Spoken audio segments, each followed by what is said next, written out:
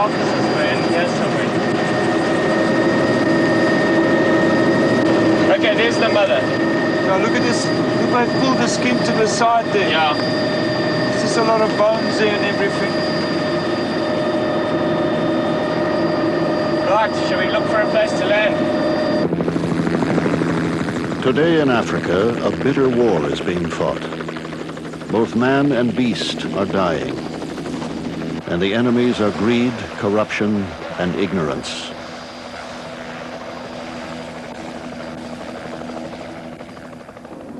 The battle is being waged over the black rhino, sought by poachers for its valuable horn.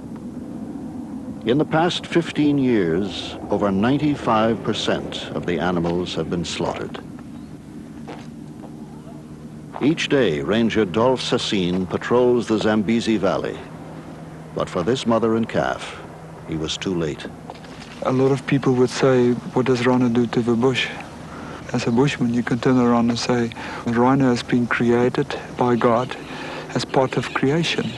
We need it to look at it. It's a beautiful animal, and we can live side by side.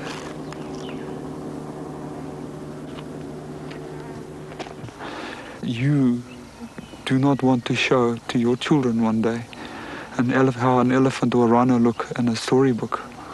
That's not what life is all about. Life is not a storybook. It's a reality.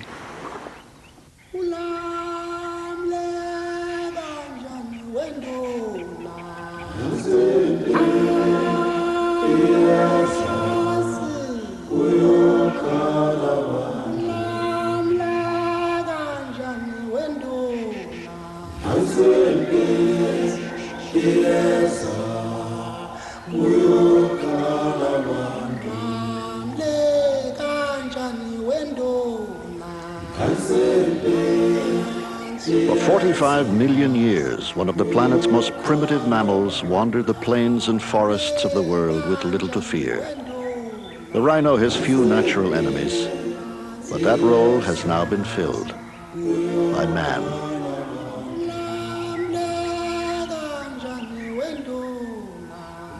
More than 30 species of rhinoceros once existed.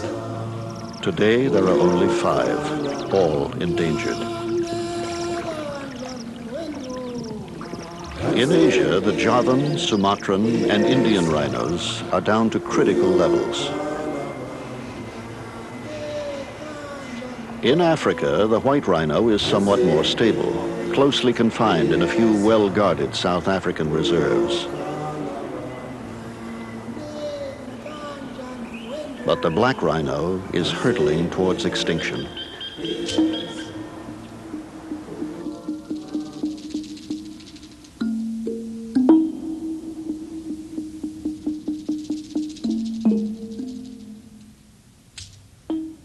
If, as we say, in the early 70s, there were 65,000 rhino on the continent, we are down to 4,500 now.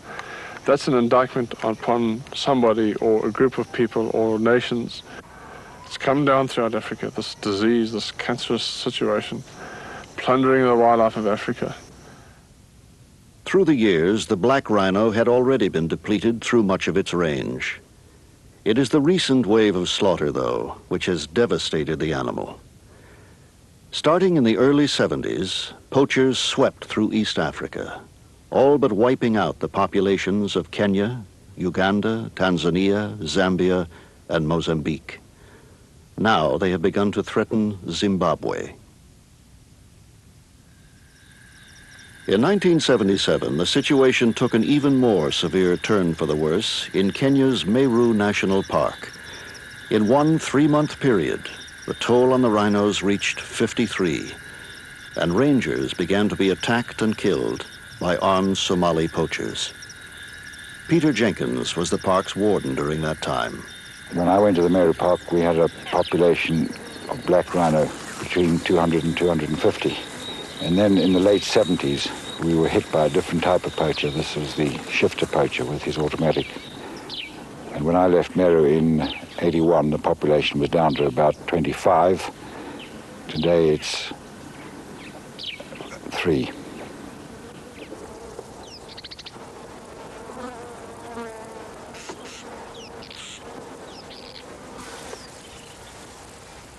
The beginning of the rhino's decline can be traced back to the mid-19th century. Modern guns were introduced into Africa, and killing became easy, efficient, and popular. Some Europeans developed a taste for rhino meat. Others hunted for the sheer sport of it. When a rhino charges a man, that's nothing. But when a man charges a rhino, that's news. So here you see the tables reversed. We are now in a district thick with rhino. Mosey dislikes rhinos more than any animal on earth. For years they have been chasing her. And here was a chance to give them a taste of their own medicine.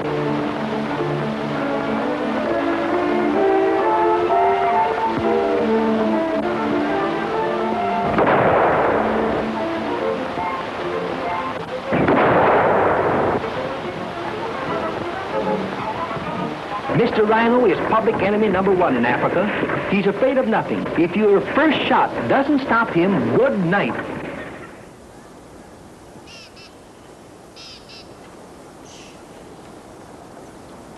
It is not hunting, however, that poses the great threat to the rhinoceros. Instead, it is the demand for the horn. Ironically, the very feature of the animal that evolved for its defense may bring about its extinction. Though hard and strong like bone, the horn is made of keratin, like the human fingernail. It grows throughout the rhino's life at a rate of about 3 inches a year. On a full-grown adult, it may reach over 4 feet. For thousands of years, rhino horn powder has been a treasured commodity in the Far East.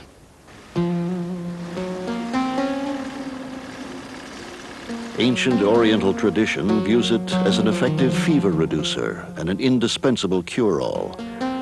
The use of rhino horn as an aphrodisiac has been greatly exaggerated and is found only in parts of western India. As early as the 16th century, rhino horn powder was recommended in a classic encyclopedia of Chinese medicine, still widely consulted today. The best horn is from a freshly killed male. Black is better than white. The tip has the most virtue.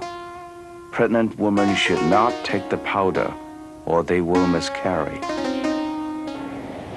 Modern medicine considers the claims highly unlikely, and almost all Far Eastern countries have officially banned the importation of rhino horn. Still, the local market flourishes. In the back streets of Taipei, Bangkok, and other Asian cities, African rhino horn retails for up to $7,000 per pound.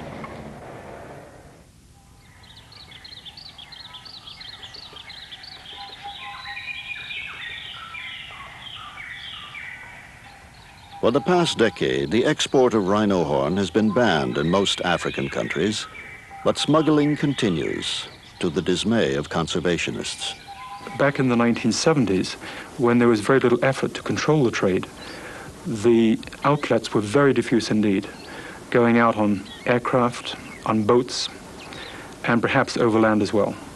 But nowadays, I think that the routes have become rather more confined, and most countries seem to point a finger at Burundi as the major exit point in Africa for rhino horn. So I believe a very large proportion must be going out from this one country. But we also know from countries like Zimbabwe and Tanzania that a certain amount of rhino horn has gone out in diplomatic pouches. It's almost certainly an international illegal network, if you like, involving corrupt government officials, corrupt businessmen, and corrupt politicians. And it's this sort of triangular mafia-like alliance which has made it so powerful. It's not only affected rhino, it's also affected elephant and ivory. The two are very closely linked.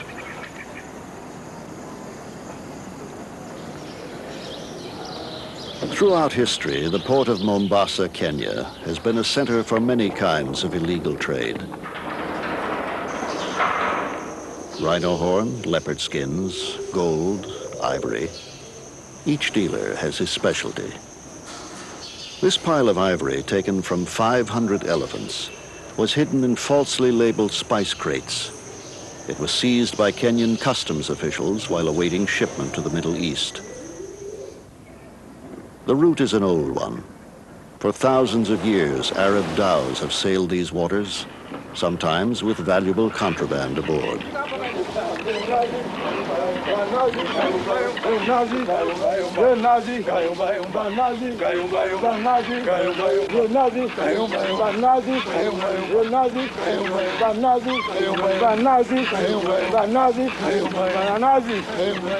In this way, the horn of countless slaughtered rhino had made their way across the sea.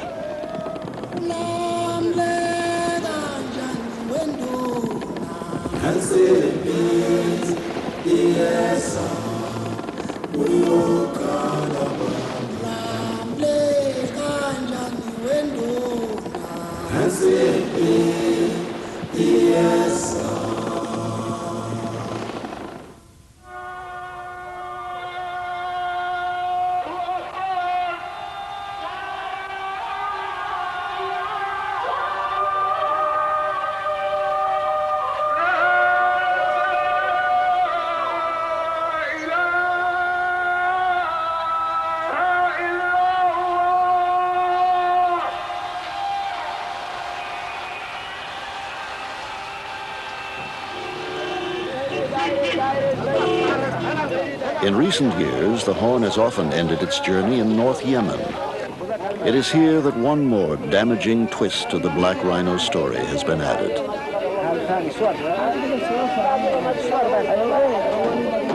The oil boom of the early 70s created lucrative work for migrant Yemeni laborers in Saudi Arabia and other Gulf states. For the first time, the workers had ready cash to spend on luxuries, including the ultimate symbol of virility, the rhino horn dagger, or jambia. The discovery of the new threat to the rhino was made by Kenyan-based geographer Esmond Bradley Martin. I first came into North Yemen in 1978 when I was doing a general sort of survey of the country, and discovered at that time that perhaps 50% of all the rhino horn in the world was coming up here to Sana'a for the making of dagger handles. The rhino horn handle, once reserved for the aristocracy, is treasured far above alternatives like cow or water buffalo. A fine antique may sell for $15,000.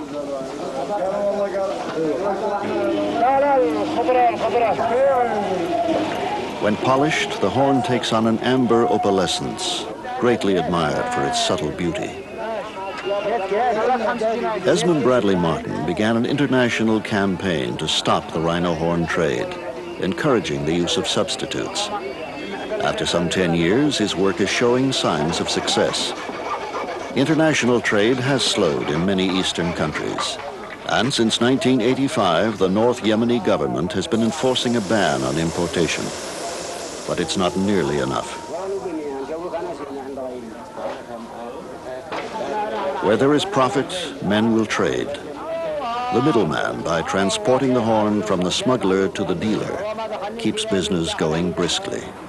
I will buy for about $700 per kilo and sell for about $1,400 per kilogram. So I make a profit of about $700. The diplomats who smuggle rhino horn come mostly from Somalia, Ethiopia, Sudan, South Korea. I saw rhino in Nairobi. I like it. I like rhino.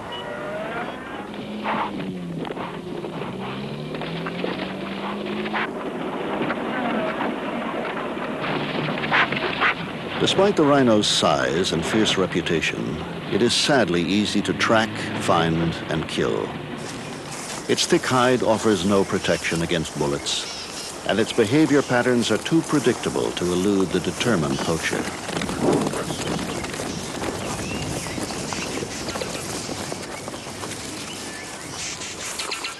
In its simple daily routine, the black rhino uses its prehensile lip to tear off the leaves of the prickly acacia bushes and other scrubby plants.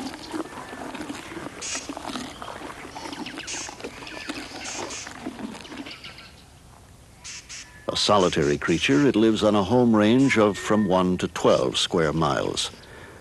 The rhino's territory may overlap with another of its species, but it is persistent in marking its range. The animals spray urine or track their dung across the area and so spread their scent.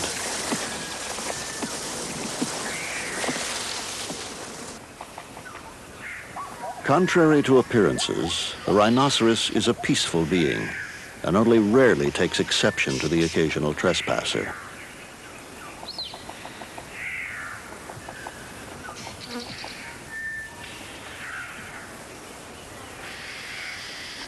Although it can hear and smell acutely, its eyesight is poor. Help comes in the form of the oxpecker, which serves as a lookout. In Swahili, the oxpecker is known as askari wa kifaru, the rhino's policeman. When alerted by its tiny bodyguard, the rhino may panic and run. But since it is both curious and nearsighted, it may be enticed from the bush, sometimes fatally, by the human voice mimicking its call.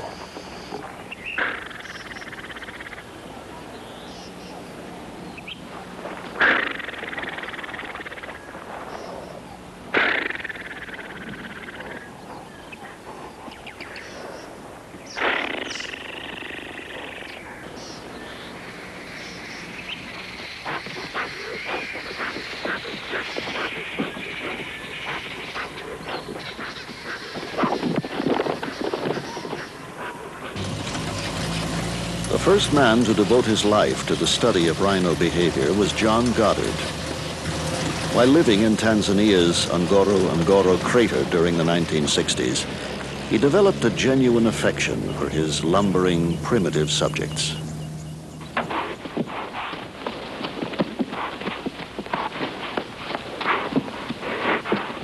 Goddard was deeply committed to his work, regardless of the hazards. Even a tranquilized rhino can be dangerous. Weighing up to 1.5 tons, an adult bull represents a serious threat.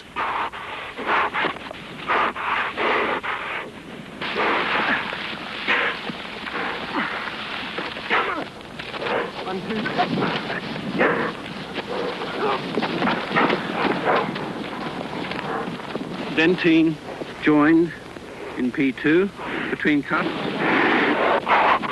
Watch it! All right. P3. Dentine almost joined between cusps. For 7 years, Goddard carried out exhaustive field work, recording each minute feature of the rhino's appearance and behavior. 16 years after Goddard's own death at the age of 35, the number of rhino in his research area had plummeted from 108 to about 20. Many were the victims of poachers. In the vast expanse of East Africa's savanna, protection of the rhino has proved impossible. Bob Oguya, warden of Kenya's Meru Park since 1983, has 1 plane and 30 men to patrol 350 square miles. The problem we are facing is that these fellows with their automatics and our people with the single action 303s, it's very difficult for us to match them. And in most cases, we lose them because with their type of firearms and with our types of firearms, they end up escaping our dragnet.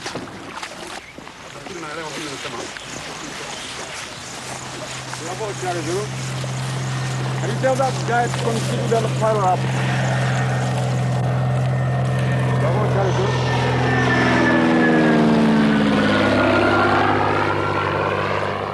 The rangers are at serious personal risk from the armed poachers. Their camel patrols stay out for weeks at a time, in touch only by radio with park headquarters.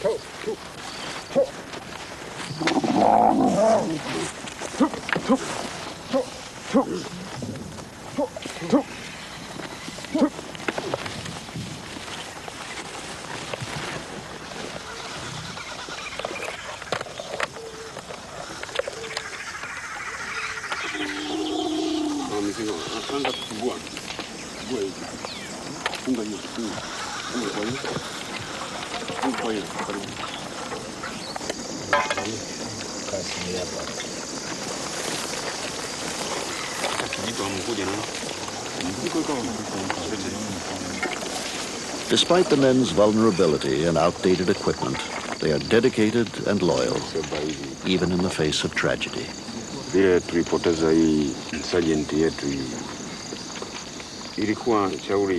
In December, we lost our sergeant to the poachers' bullets. We saw him die. Without adequate weapons, we were helpless. Too many of our men have fallen because we could not defend ourselves. If we had automatics instead of 303s, we wouldn't be losing our people.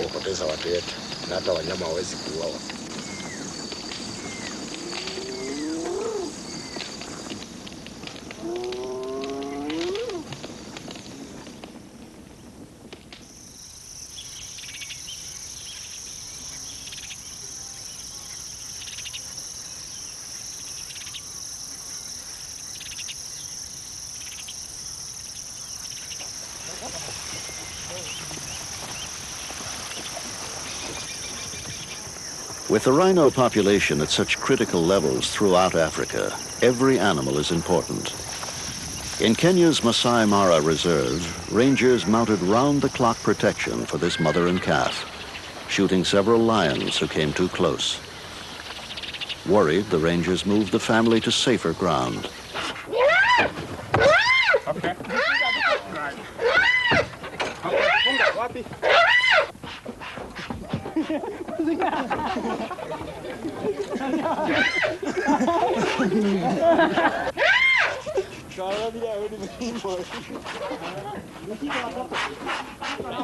The calf was better protected, but his mother kept trying to get back to her old territory, leaving her baby open to attack.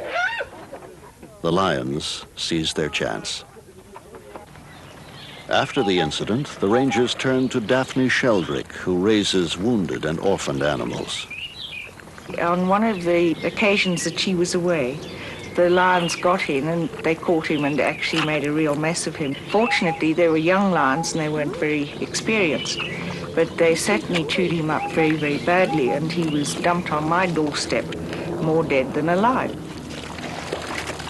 I must say he's a fantastically plucky little rhino. In fact, his mother's a very placid, dozy old cow, so I expect this has made him have to be slightly more alert. The first thing we had to do, of course, was get a friend, because he'd been through tremendous trauma, so we got the sheep. They've been good friends ever since, and wherever Sam goes, so the sheep follows, and they play together and wander around together, and he'll just grow up here until he's weaned off milk, and then we'll have to send him somewhere to be a wild rhino.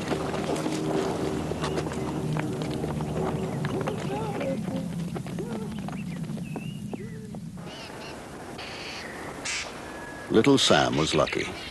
These rangers saved his life. Other rhinos have been less fortunate, poached by the very men paid to protect them.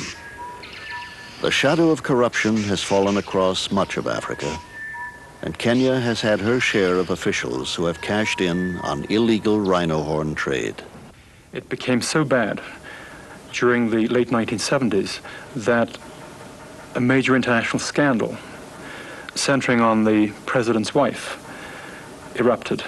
And as a result of that, the Kenya government was so severely embarrassed that it closed trade in all wildlife products. And that did have a very immediate effect on the revival of certain species.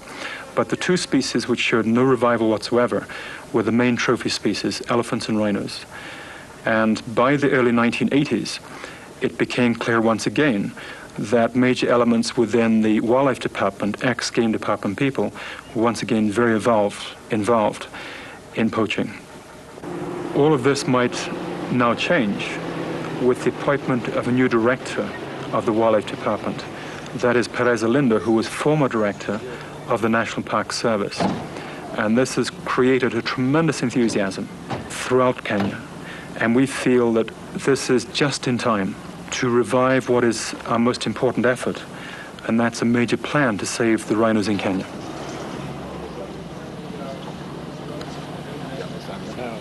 The problem of human beings is everywhere.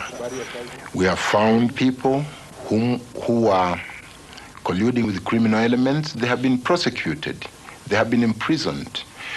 And I'm afraid that I cannot and I will not compromise with or collude with people who are out to do things that will harm conservation and wildlife in this country. We cannot compromise with sin, I'm afraid. The sin is not always hard to understand. Within the poverty-stricken rural communities of Africa, there is a powerful incentive to poach. A family may be lucky to earn $20 a month. Each member of a rhino poaching gang may earn $100 or $200 per raid, a year's income. Although the big money is made by the middlemen, dealers, and corrupt officials, the pay is bountiful by local standards.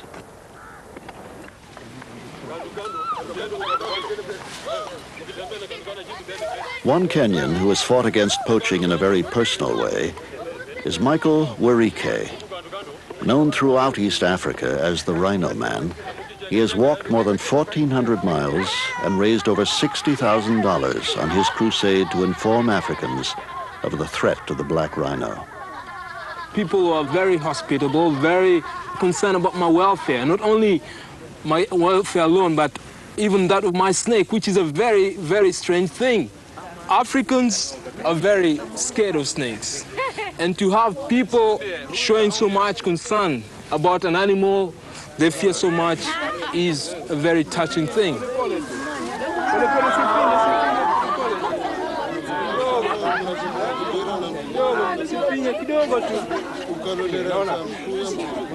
The local people are just as concerned about the wildlife, about the environment, just like any other people.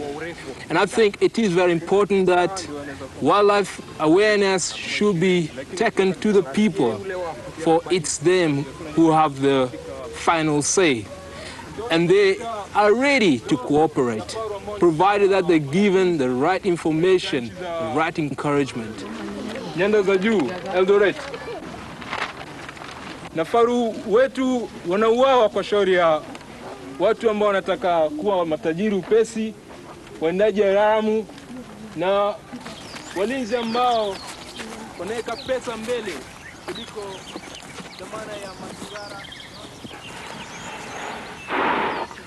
Even with the work of dedicated men like Werike, Kenya's war to save the wild rhino has essentially been lost.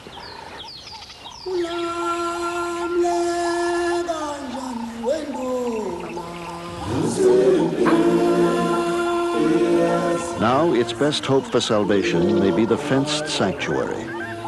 Although critics view them as glorified zoos, they are far easier to manage than the huge reserves. In some cases, it is private citizens who have taken up the cause.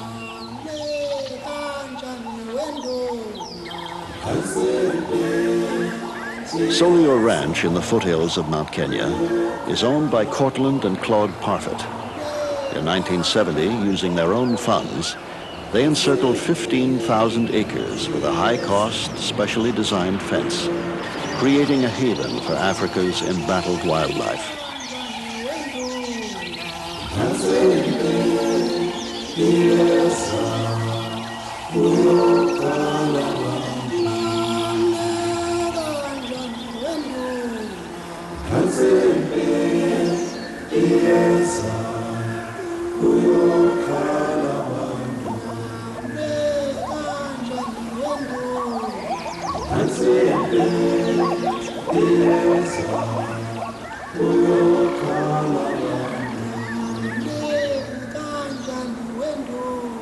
Over a 10-year period, they introduced 23 black rhino and 16 whites. Protected, the animals thrived. In less than 20 years, the number of black rhino had quadrupled. Now Solio had a most unusual problem: overpopulation. The Parfits gave 15 of the black rhino to the Kenyan government's first enclosed sanctuary at Nakuru National Park. Transporting the animals to their new home is a huge undertaking. The selected rhino are located from the air.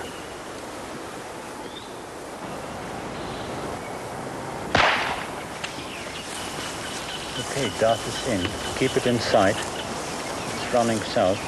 A vet walks to within 40 feet of the unsuspecting animal before using his tranquilizer gun.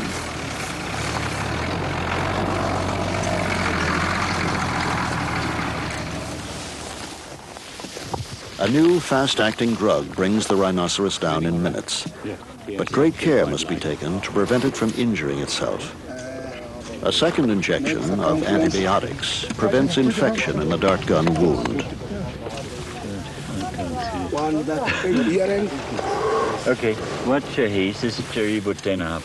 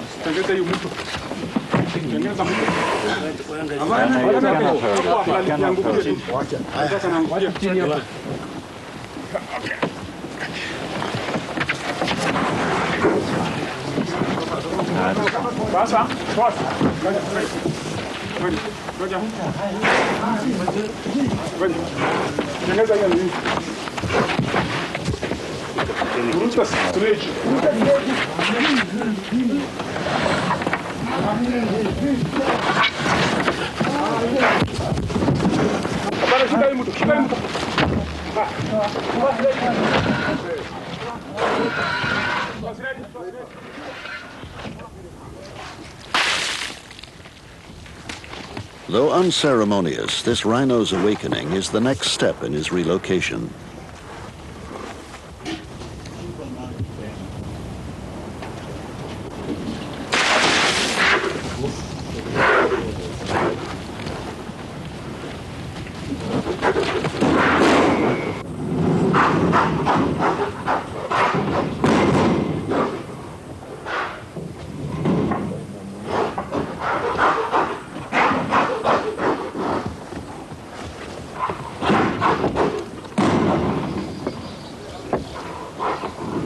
The animals are kept in holding pens for about 2 weeks to overcome the stress of capture. Soon, though, this young bull will be installed among the tourists and flamingos of Nakuru.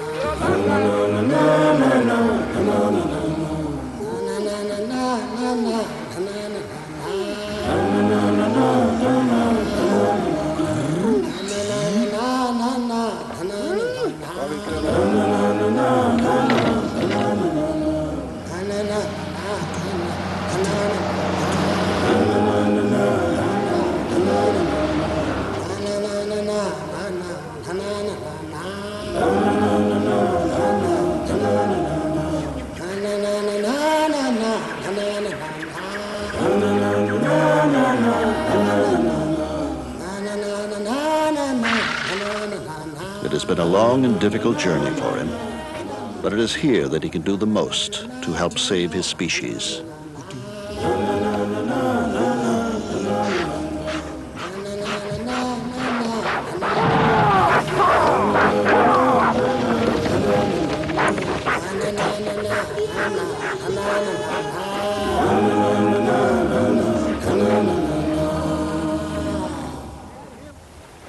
Although the rhino may be well protected in fenced sanctuaries, the situation creates another problem: inbreeding.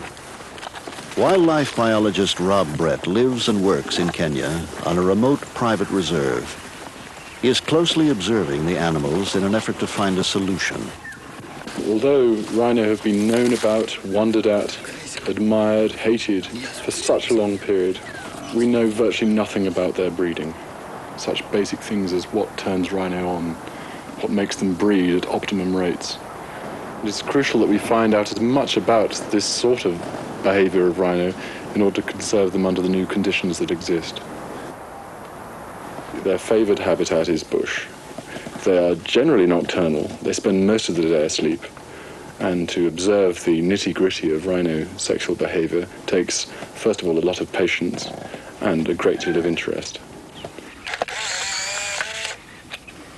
It's really very, very basic work, employing the minimum of equipment, a mixture between very low-tech, if you like, work, and very high-tech. I am out at dawn every morning looking for individual rhino from which to take data. So well does Brett know his subjects that he can identify every rhino on the reserve from the lines and wrinkles of its footprint. He takes urine samples left from each animal to determine their hormonal levels, identifying the pregnant females and dominant males. While the black rhino is extremely secretive about its mating habits, the white rhino, like these on Solio Ranch, are less inhibited.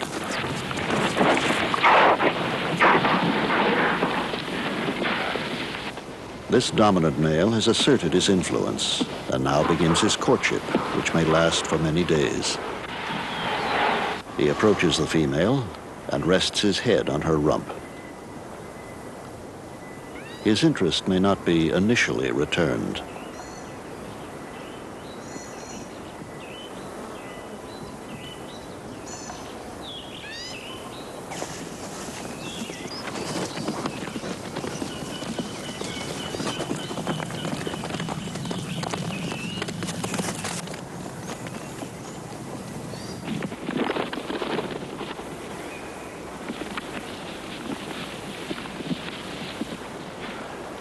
But his persistence eventually pays off, and mating occurs, sometimes lasting over an hour.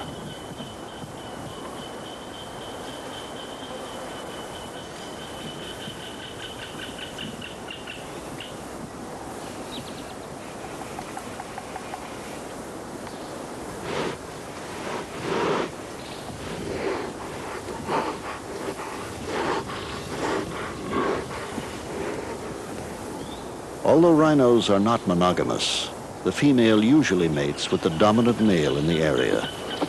Afterwards, the pair go their separate ways. If impregnated, the female will not give birth for approximately 16 to 18 months, delivering only one calf at a time. A newborn rhino, which weighs up to 120 pounds, will stay close to its mother until she has a new calf, for some 2 to 4 years.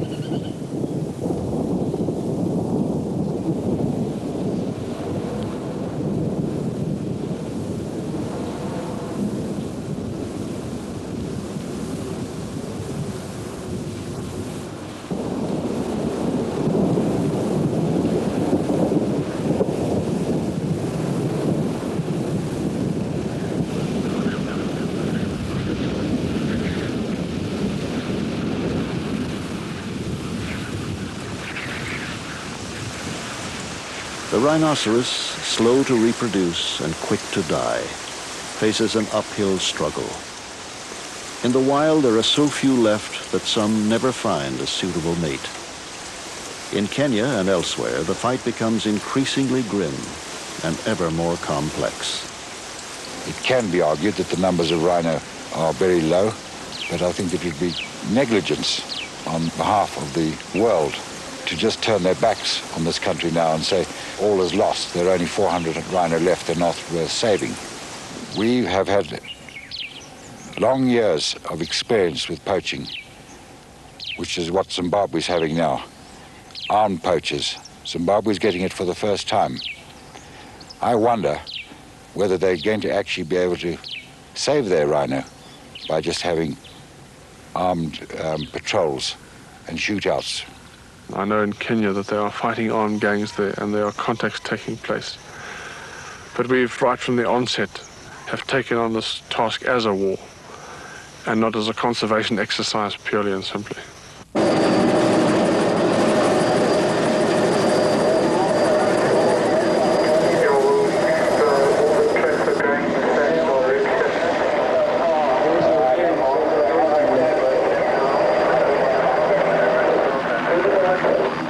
Can you stay out of the air? We've got a contact and guys are on floor.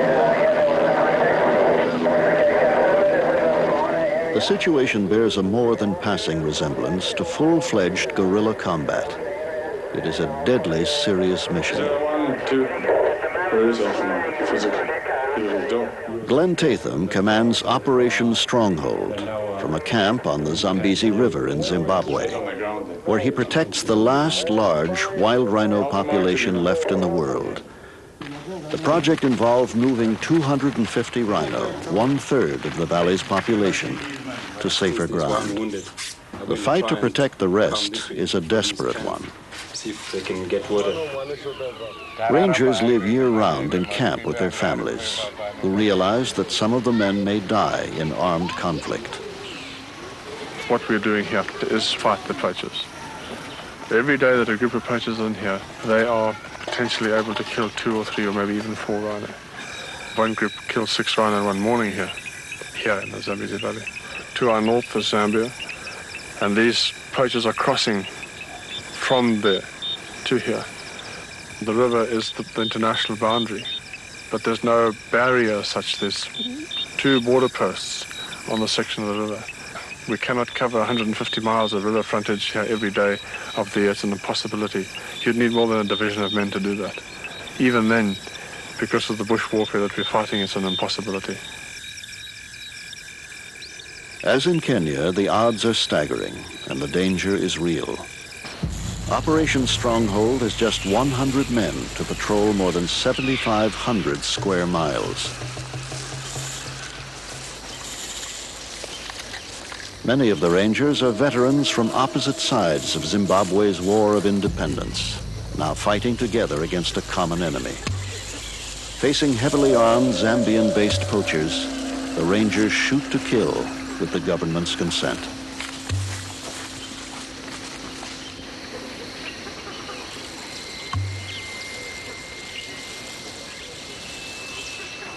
Since 1985, more than 30 poachers have been shot dead and at least 20 taken prisoner.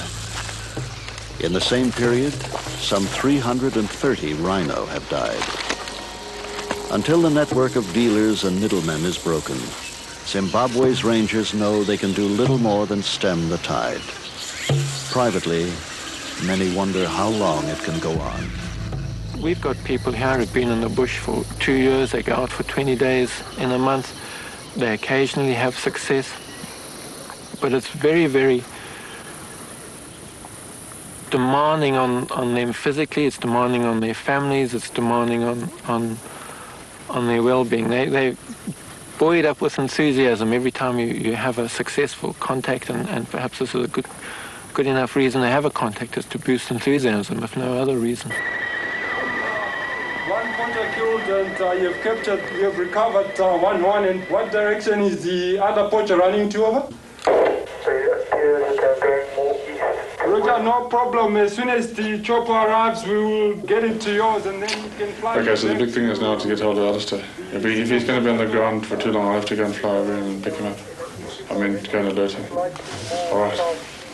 One down, one running.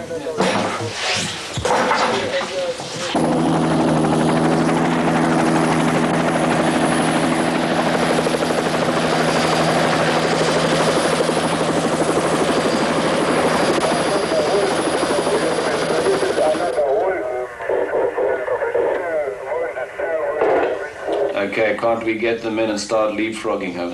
The support units are on their way now, and they'll be cutting spoor from Wundu up to Rology. 401 is sending down 6 details to 70.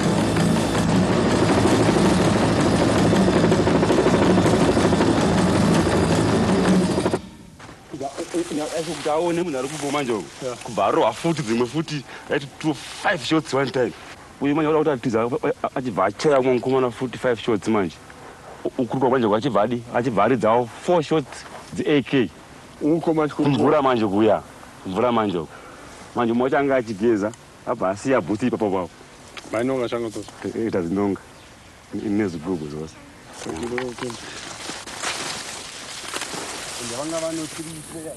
And the one, as I said, was had been shot on the groin, was in fact bleeding. I don't know how he in fact got as far as he had. He scrabbled about 15 paces on his stomach and died there. It all happened so very quickly. One tends just to pick up little images of what was happening rather than as an overall thing. You get images of rounds from the people behind you, the expended cartridge cases landing on your head.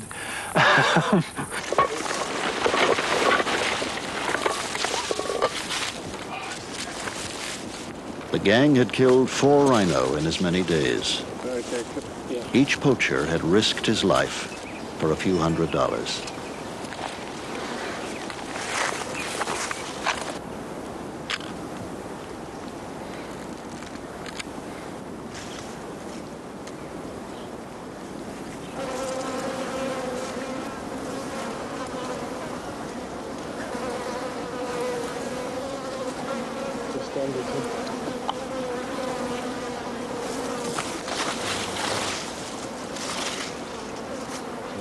The rangers know that Zimbabwe is the last stand for the wild black rhino. Still, the dilemma they face is a terrible one.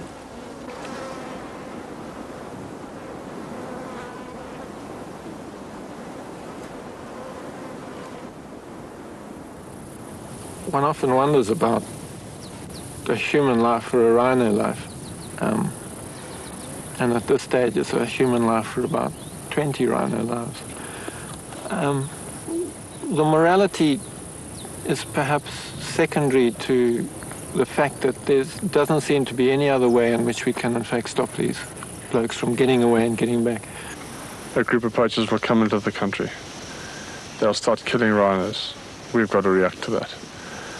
And one must never forget the central objective of this whole exercise, this whole operation, is save the rhino. We are not manhunters. We're not mercenaries. We are here as conservationists. But desperate situations require desperate measures. No, there's no joy in killing people, but it's a job, and quite obviously we just pawns on either side for men who are just exploiting people to make himself rich.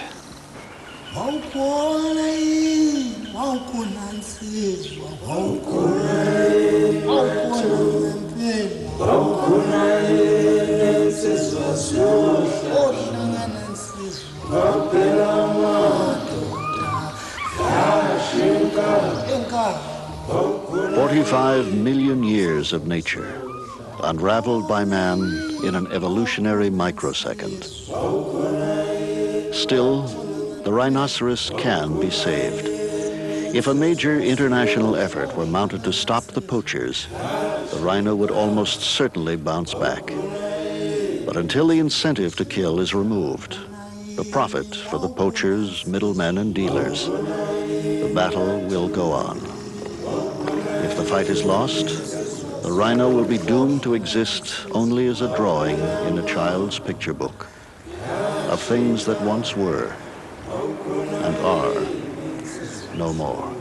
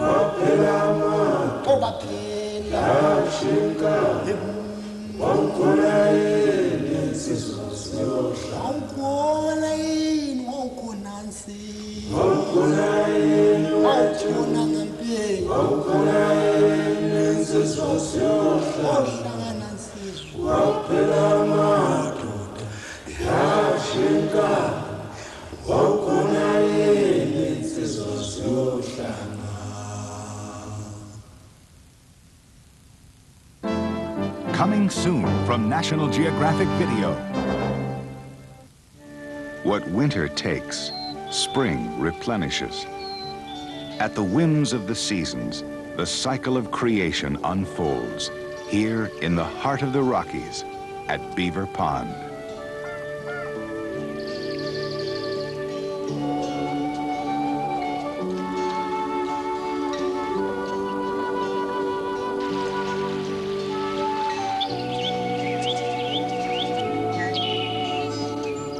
A gentle creature, buffeted by the elements, bound by the waters to a rich and colorful wildlife community.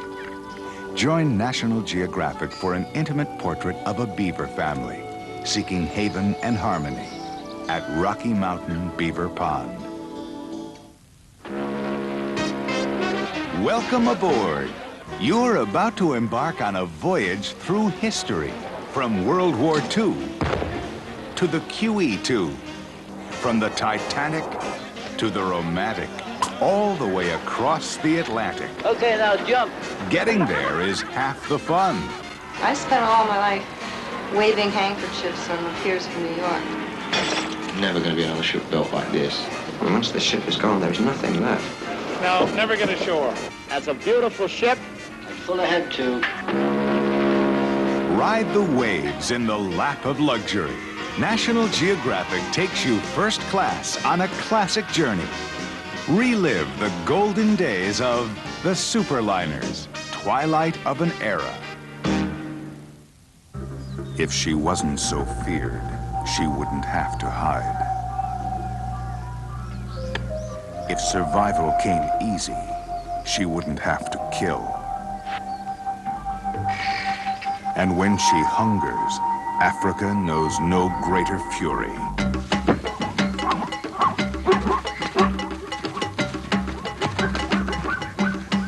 Living in solitude, stalking in silence, she walks in mystery.